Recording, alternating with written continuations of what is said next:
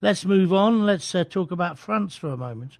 Macron's win does not mean that France is a united country. Who says that?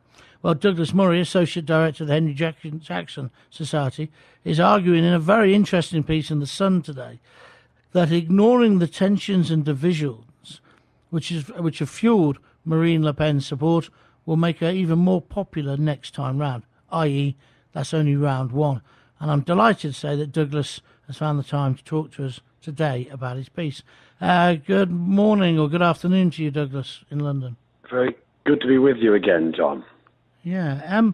Interesting what you're saying. I made a point the other day that the revolution isn't over, and those in power who think it is should certainly think again. But they're certainly acting as if it's over, and that politics is back to normal in France, back to normal in the Netherlands, and certainly back to normal here. You definitely disagree. Yes, I definitely disagree. I think that it was overhyped beforehand, and now is being underplayed afterwards. This thing that is going on, this bubbling away under our society, under our continent, and you can tell it from the reaction. As I say, in December in the Austrian elections, the far-right Freedom Party is 46% to 54% it's defeated by, and everyone in the European Commission says, well, hey, we've seen them off. Geert Wilders' party only comes second in March in the Netherlands. Marine Le Pen, a member of the Le Pen family, only gets 1/3 of the French electorate voting for her. And each of these times, they behave as if not just that the train hasn't just missed them, but as if it never passed in the first place. Yeah, and I think this is a big mistake. The mainstream has to listen to the message that the voters are trying to give out. So is this a deliberate policy or is it ignorance? My own view is that there are very clear things that the public are saying across Europe, of which, and I talk about this in my new book, The Strange Death of Europe, the most incredibly strong message that European publics are giving out everywhere is slow the immigration down, slow it down. And if you look at every attempt the public have to make this felt, they use every attempt they have, and each time the mainstream of the political class grabs a bit of the rhetoric, as Geert Wilders' competitor did in the Netherlands, and start to talk tough just before the election, and then they don't do anything. And I think this is going to make it much worse in the years ahead.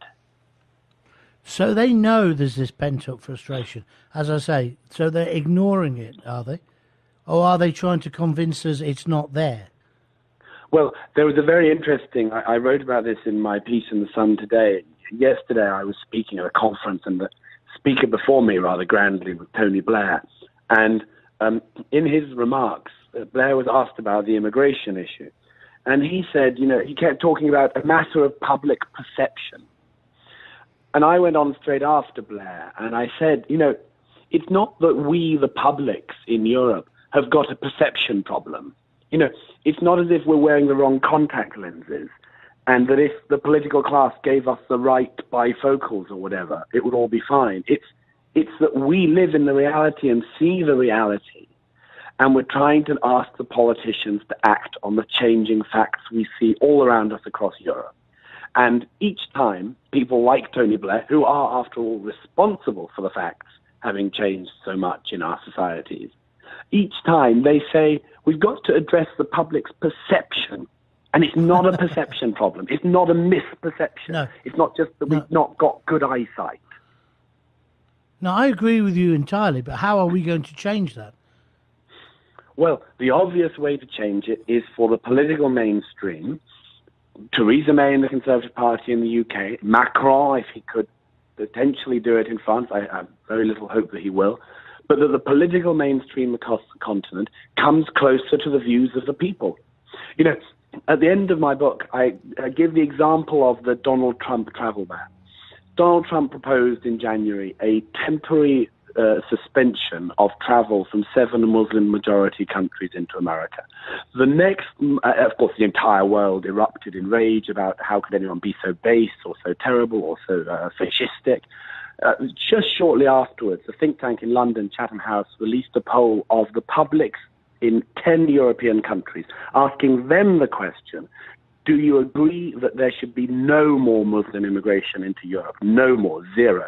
And in 8 out of the 10 countries, the majority of the public agreed they wanted no more Muslim, specifically, immigration. And that included France and Germany. And one of the only 2 countries in Europe that did not, by a majority, say that was Britain, where only 47% of the public agreed with that. So there is just this massive divide between what you're allowed to say publicly, what politicians think they can say, and what the public want them to say and do. And I think the political mainstream has to fill that void, because if they don't, it will be filled one year or another by a Le Pen or someone even worse.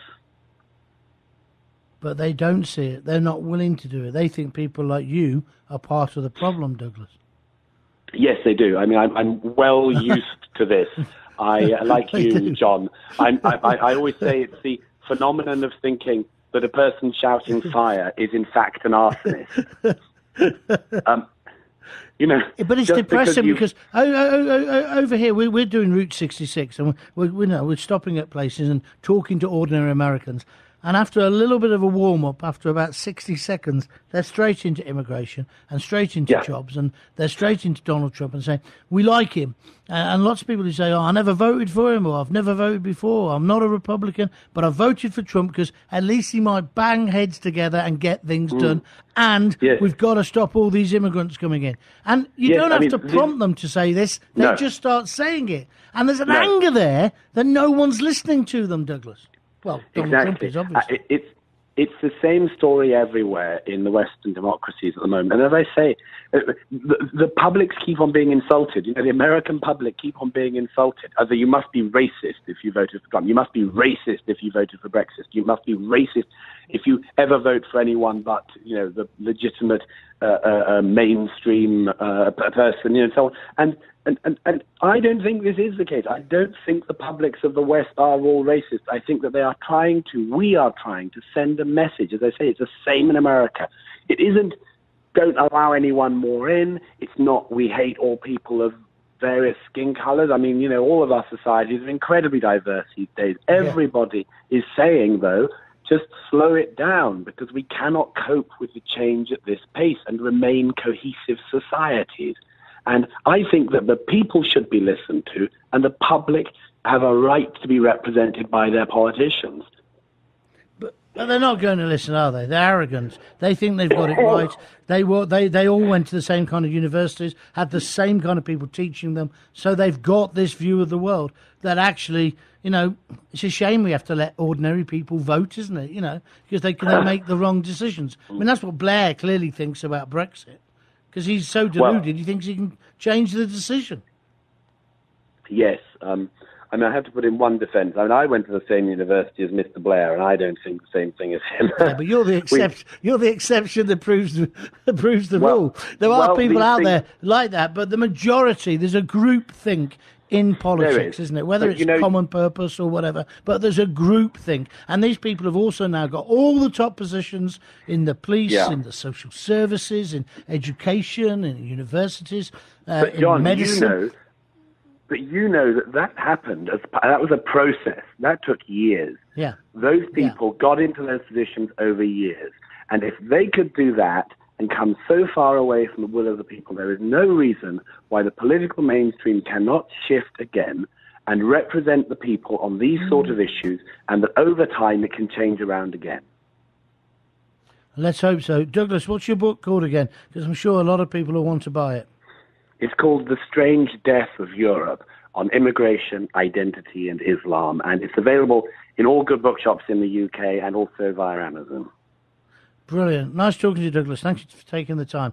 Douglas Murray from the Henry Jackson. You didn't frankly have the balls to put country before party.